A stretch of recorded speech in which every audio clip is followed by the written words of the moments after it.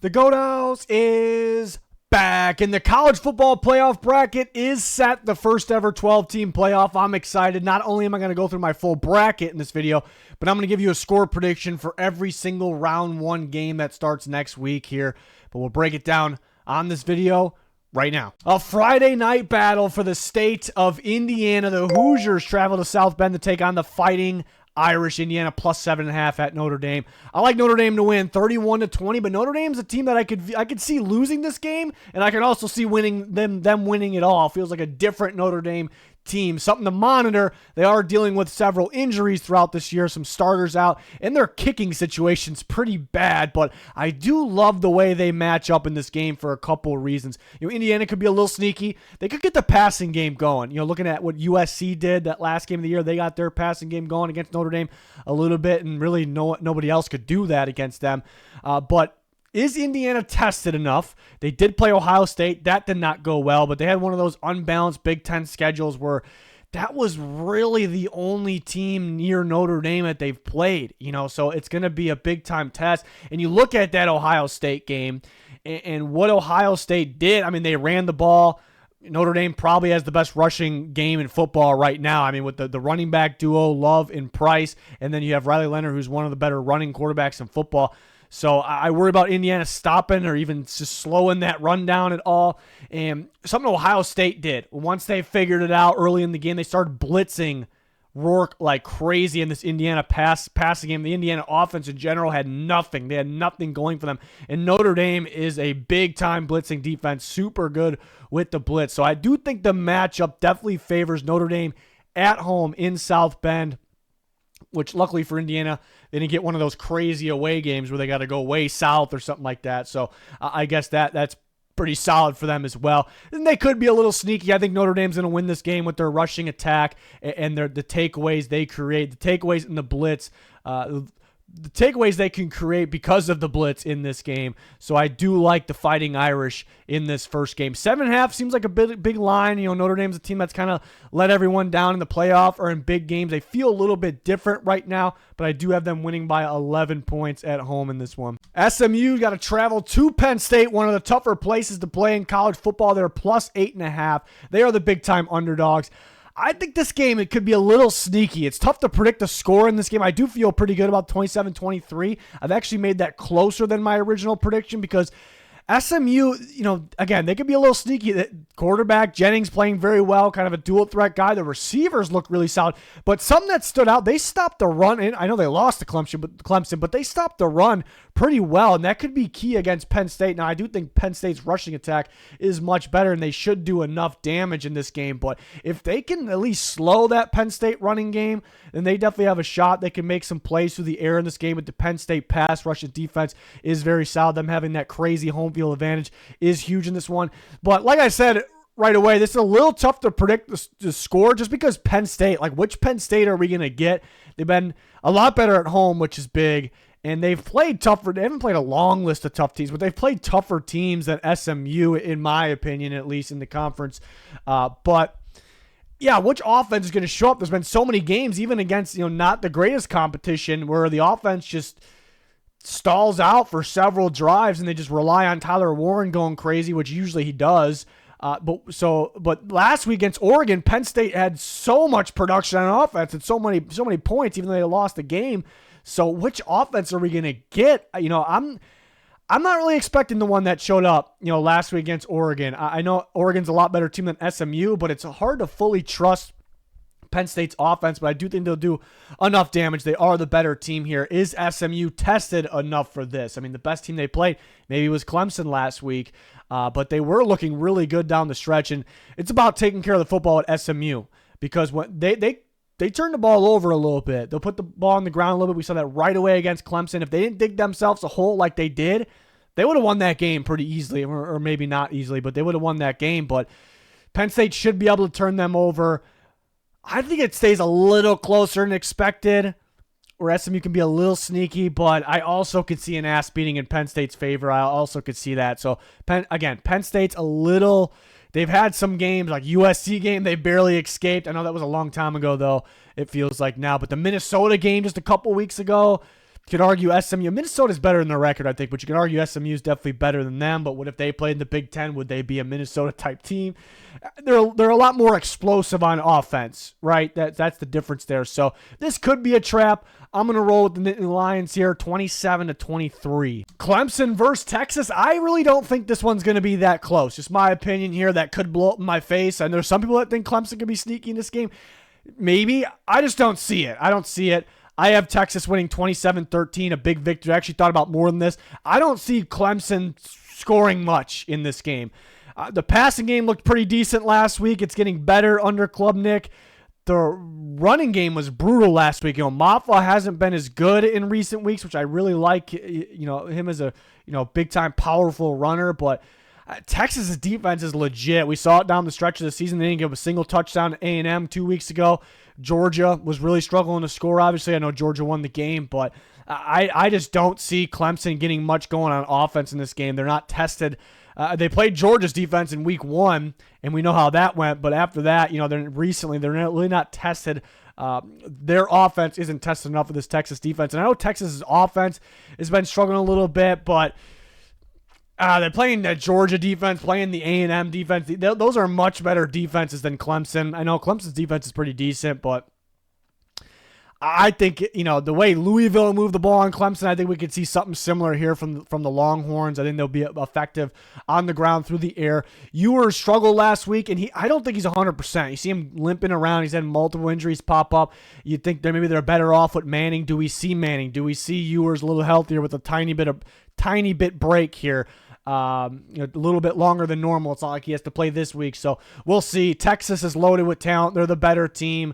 Their defense shows up in a big way, and they win this game in big fashion. I think I almost had them winning by more than this. I think 27-13, 30-16, 30-13 is possible, somewhere around that point. But is there a point Texas gets a good lead and they don't want to show anything else for the next week against Arizona State or even future weeks after that? Do we see that scenario? So maybe they don't run it up. Maybe Clemson puts up a fight and they win the game. So I sound like an asshole talking about Texas running it up. We'll see. But I think there's a reason they're favored by 11. I think they cover that as well. The 8 versus 9 game, I think, is going to be a hell of a game. Tennessee going to Ohio State, and that is the difference there. That is the difference. You almost wish it was an 8-9 matchup. It's a neutral site to get the best possible game, but it's a night game in Ohio State. I have Ohio State winning somewhat of a defensive game, 23-20. And again, that home field advantage is going to be crazy. One of the best in college football. They're home. It's at night. Crowd's going to be going crazy. Tennessee, a team from, not all the way down south, but Tennessee going up to Ohio to play in what probably would be a cold game at night. That gives Ohio State a big, big advantage. This is in Tennessee. I would pick Tennessee in this game. For sure, I would pick Tennessee at home. Neutral site would be very, very interesting. But something that actually stands out, Ohio State's offensive line struggling. It's because they're a little beat up. Their depth isn't the craziest. Tennessee's got a pretty good defensive line, led by James Pierce Jr. It's a pretty solid defensive line. They're playing really good defense. They've been rolling recently, too. We thought that Vandy game could be a trap game. They looked really good on offense. They can run the ball. They can throw the ball.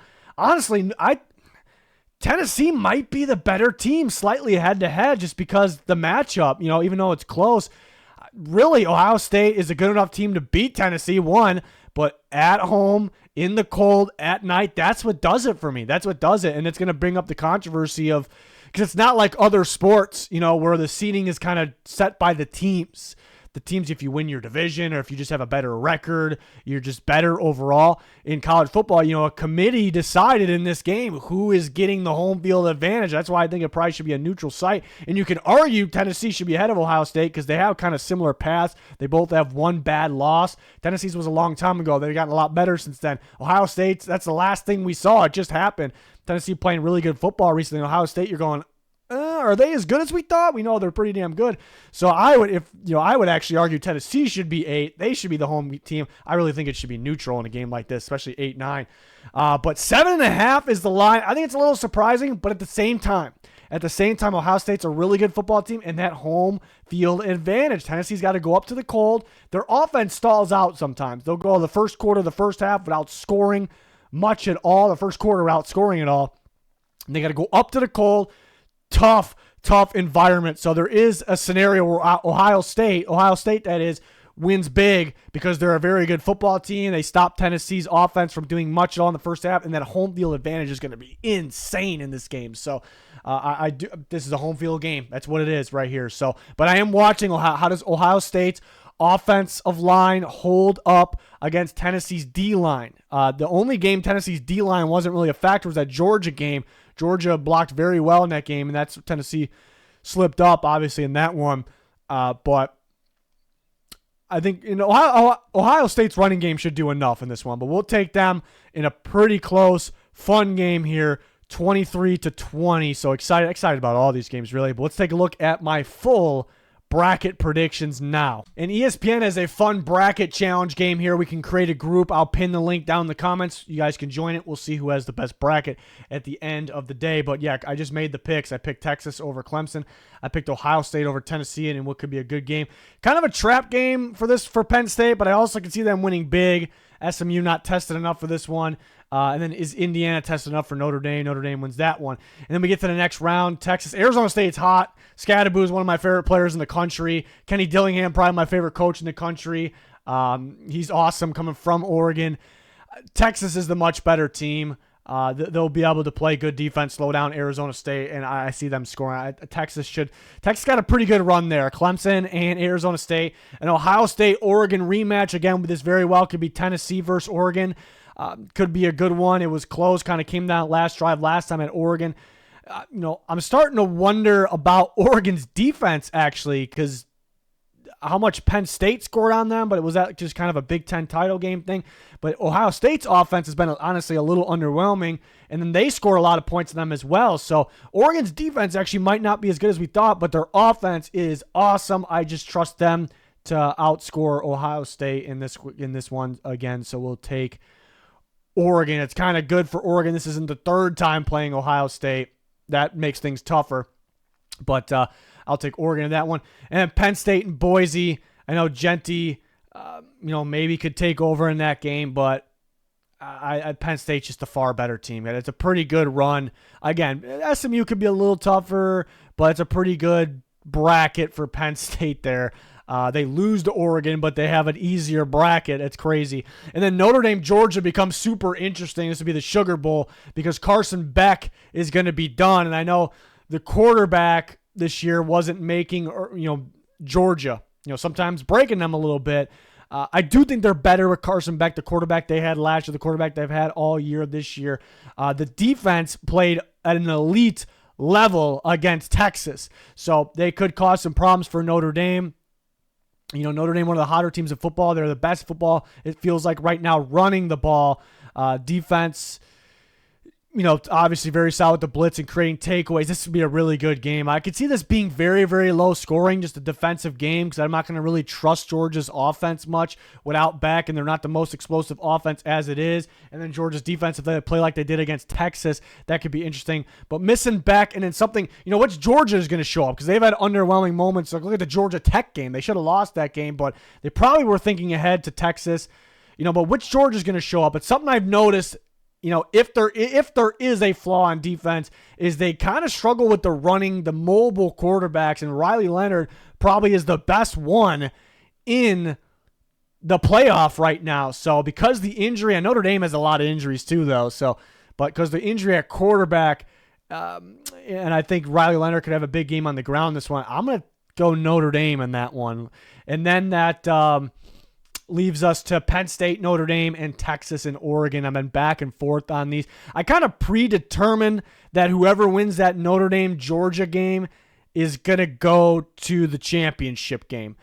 Penn State has an easier road. All these teams could beat each other up, and then Penn State could beat, if it's Notre Dame or Georgia, definitely, for sure. Penn State's offense, they're just tough to figure out because their offense looked awesome against Oregon, but is that really their offense? They've been so underwhelming throughout the parts of this year and kind of just barely, getting by some of these teams. So I'll take Notre Dame in that one. I think it's Notre Dame or Georgia, the winner of that game that goes to the national championship. It very well could be Georgia. It's just so tough to know, like, how will they be without Carson Beck, And then Texas, Oregon, super tough. My gut, right when the bracket came out, told me Texas. It told me Texas It told me Texas not only was going to win this game, but win it all. And I'm still not really sure about the Big Ten. Big Ten teams here, they kind of play each other, a lot of unbalanced schedules. So I was kind of feeling Texas, and I'm wondering about Oregon's defense as well. They gave up so much to Penn State, an offense that hasn't been that great this year. So how will they be against Texas? But their offense is struggling a little bit.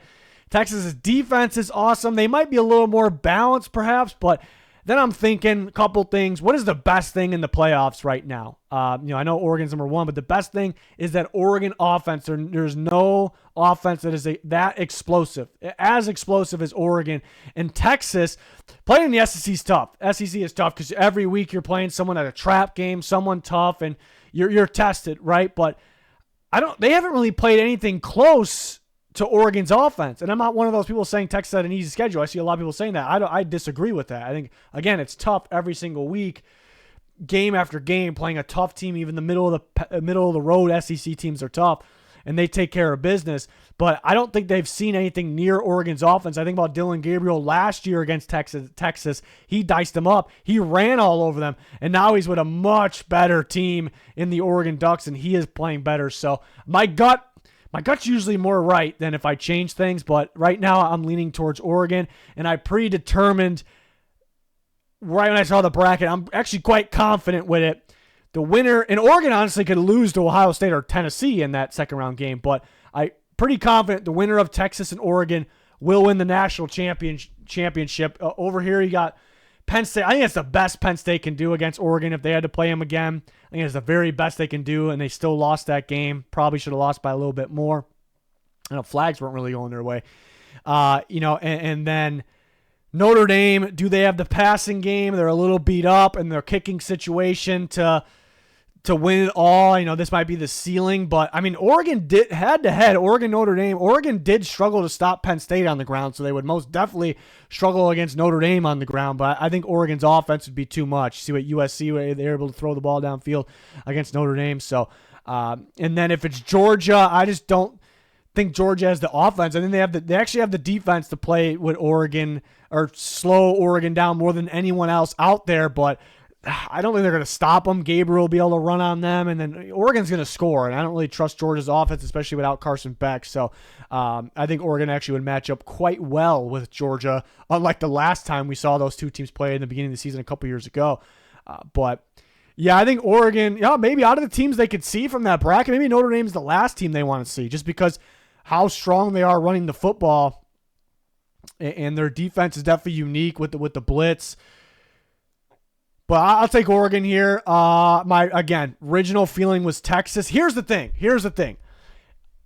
Ewers is not healthy right now. That's my take. He's been beat up. He looks like he's limping. He doesn't look right. Struggling to use his legs when he throws. Manning looks good. When he plays, he looks good. I think they would have won the Georgia SEC championship game quite easily, actually. Maybe it's an assumption, but if it is an assumption, if Manning played.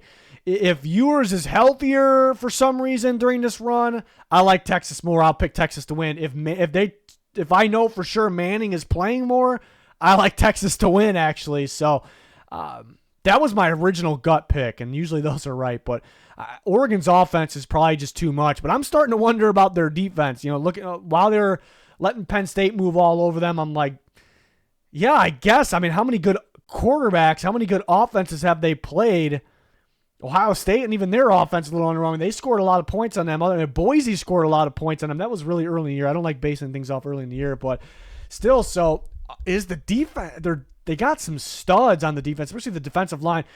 Calvin Banks, the star Texas offensive tackle, when's he going to be back? That's a big one, especially if they had to play. I would imagine he'd be back at this point, but especially if he had to play Oregon's defensive line, because they got a pretty solid defensive line, I should say. Just didn't really show much in the Big Ten title game. But right now, as you can tell, I'm kind of 50-50 with Texas and Oregon. I'll go with Dillon Gabriel in that Oregon offense, and we'll have them winning it all. I think there is a little bit of a difference in the sides of the brackets, especially because Carson Beck is injured. That's the big thing there. But Notre Dame's run game is definitely a serious threat for anybody, so they can make something happen. And we have Oregon winning, but honestly, if Ohio State could get them the second time, and then they would play Texas. I don't think Ohio State would get by Texas. Tennessee could be very sneaky. They could be really sneaky, Tennessee. Like, that's kind of that.